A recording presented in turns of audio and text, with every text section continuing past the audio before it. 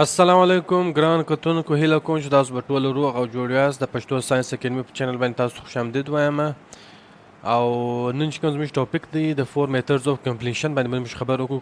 د 4 میتھډز اف کمپلیشن یعنی دا ولې ضروري دي چې دا ویډیو جوړوم او تاسو هم د زما چې کوم ویډیو وي دا ګوراست د دې ضرورت ولې محسوسوي دي ماته.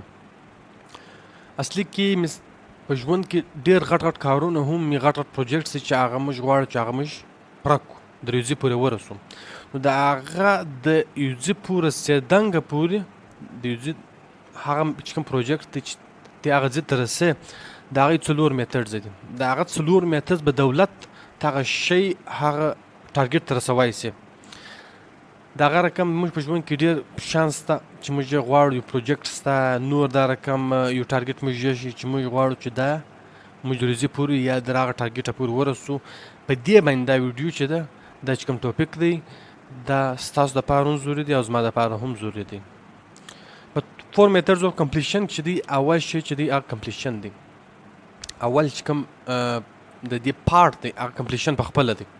یعنی په پروجیکټ کې چې کوم ضروري پارټ چې تا دا در معلوم سي چې یاره دا زما علاوه بل څوک نسي کولی یا زما علاوه بل یو دونه په احتیاط نسي کولی، بهتره دی چې زه خپله وکړم. دې ته وایي کمپلیشن. دا اول چې کوم دغه دی پارټ دی. دوم چې کوم میتھډ دی هغه ډیلیشن دی. د هغه رقم په پروجیکټس کې ډېر دا رقم شیان دي او زموږ په ژوند کې ډېر دا رقم شیان دي چې موږ یې کوو او موږ ته هېڅ فایده هم نه رارسېږي. د هغه په رزلټ کې هېڅ هم کنټریبیوشن نه وي. نو باید چې موږ د هغه شیانو پهچان وکړو چې هغه کم شیان دي. لکه مثال کے طور پر په عام ژوند کې یا د ورځې ډېر خلک فیسبوک 2-3 ګنټې استعمالوي، هغو ته نه وي معلوم چې موږ یې ولې کوو. بس چې فری کښېنستي یا یو ځای کښېنستي فارغه بس د موبایل اکاج د سی فیسبوک باندې، لیکن د دې هېڅ اډوانټیج نه ور معلوم. بس که یې هغه عادت یې جوړ شوی دی. و چې څه وخت ته پروجیکټ کمپلیټوې، څه وخت چې ستا یو ضروري کار ستا په مخ کې د هغه دپاره چې ستا په د پروجیکټ په لار کې چې کوم د فیسبوک رقم شانس وله دا به چې سیټ تکاس. دا 2 میتھډ دی. یعنی چې کوم اسنشل شیان دي پر هغه خالي فوکس وکاس، کوم چې ان اسنشل دي چې کوم اسنشل نه دي هغه د پروجیکټ د لارې وباساز. دریم چې کوم شی دی هغه ډیلیګیشن دی. ډیلیګیشن مثال کے طور پر یو کار ته غواړې چې بل یې ستا دپاره وکړي، ستا سره ټایم کم دی یا ریسورسز سره کم دی، ته غواړې چې د هغه کار زما دپاره دی وکړي، نو زه به پلانی کار وکړم، بیا به کار په پیرلل کې یو ځای به سره چلیږي. نو د هغه څه به ستا چې کوم ټارګېټ دی هغه به ته ژر میټ کړې.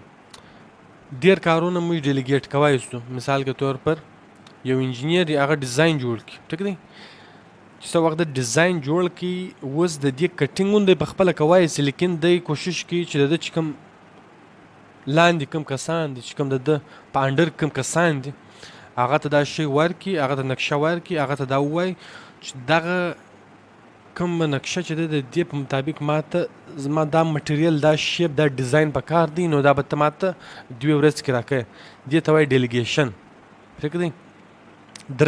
څلورم شی هغه دی ډیفرمنټ.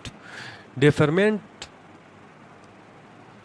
یو کار ارجنټ تاله رالی چې هغه ډېر ضروري دی، ته په یو کار اخته ولې، ټیک دی، یو بل کار هر کم ارجنټ رالی چې هغه ډېر ضروري، نو ته هغه چې کوم کار باندې د مخ اخته ولې هغه سیټ ته کې د یو څو وخت دپاره د یو څو ورځې دپاره چې یاره دا کار چې دی اوس فی الحال ارجنټ نه دی، بلکې دا اوس چې کوم نوی کار راغلی دا ارجنټ دی، ته هغه کار شروع کړې، هغه یې څو ورځې لیټ کړي، څو ورځې ډیلې کړي، پوسټپون یې کړي. دې ته موږ وایو ډیفرمنټ. امید کوم چې د دې ویډیو څخه تاسو ته یو شی درته معلوم سوی یا یو شی مې نوی زده کړی او په کلنګ کې تاسو ته وایم چې زما چې کوم چینل دی پښتو ساينس اکیډمي هغه سبسکرایب کاس او یو داسې سوالونه یا یو داسې کویریانې یا یو داسې غواړئ چې ته یو شی مطلب زما څخه وپوښتې هغه په کمنټ کې دې لیکای ساس چې زه چې یم زه به وګورم که چیرې پر هغه ما ویډیو جوړوای سوله یا هغه زه د دې قابل وم چې هغه ویډیو زه جوړه کړم نو به ضرور جواب درکړم. او مزید چې کوم دا ویډیوز دي دا مزید شیر کاست. له خدای په امان، ډېر مننه.